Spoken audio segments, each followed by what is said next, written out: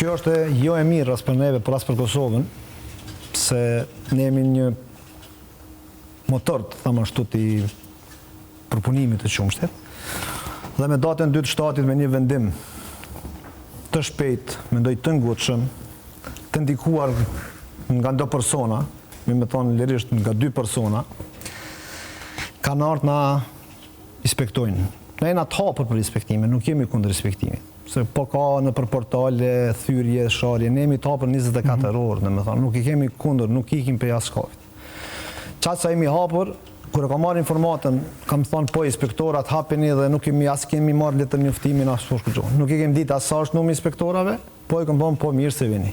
I kam tirë në zyrën time, ku i kemi 10 vende. Kur pastaj më thanë njota se jonë më shumë se 17 apo 18. Dhe i pyeta, për çka keni ardhur?